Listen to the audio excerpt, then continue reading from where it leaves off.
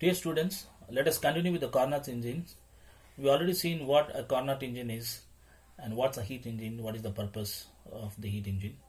Now we're going to see in detail the working of the Carnot engine. As we have already seen in our last video that the Carnot engine requires some important parts and they are given here in detail. The first one to talk about is the source, which is at the higher temperature T1, which is a temperature T1, while the sink is at a temperature T2. Now, what is the source and what is the sink? The source is at a very high temperature, and when the heat engine is placed over the source, it can draw any amount of heat from the source without affecting the temperature of the source. Same way, when the heat engine is placed over the sink, it can give away any amount of heat to the sink, but still the sink's temperature is not going to change, which is going to maintain at a constant T2. So we are going to continue with this. Initially, we are going to place the engine containing the working substance over the source at a temperature T1. The working substance is also at a temperature T1 with a pressure P1 and the volume V1 as shown by the point A in the PV diagram shown on the right side of our board. You can see here. So this is the point A. The pressure of the gas, that is the working substance inside the cylinder or the engine, is P1 and the volume of the working substance is V1. And the temperature is T1 there.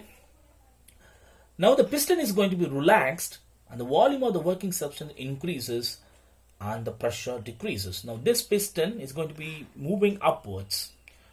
It is moved up such that the volume is going to expand and the pressure is going to decrease. Now because the pressure is going to decrease on the movement of the piston upwards, the temperature is bound to change. It's bound to fall, but it is not going to fall because it is kept at the source, which is maintaining its temperature at T1. Therefore, the temperature remains constant even after the movement of the piston upwards.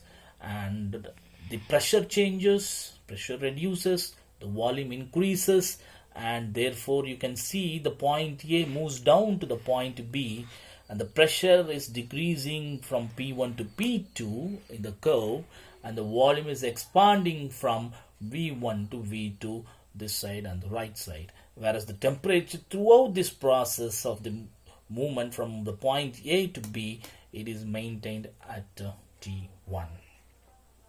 And this process, because there is uniform temperature T1 throughout the process, we call this an isothermal process. So between the points A and B, the process is called isothermal, and there is no change in the temperature T1. Even though pressure changed, volume has also changed.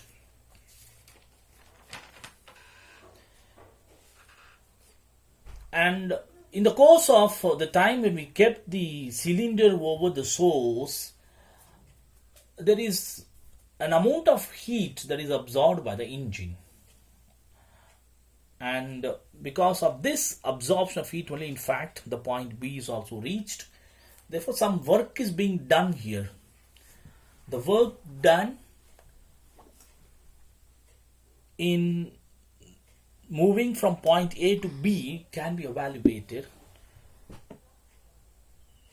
And we always know that work done is PdV. So therefore, I'm going to show here the work done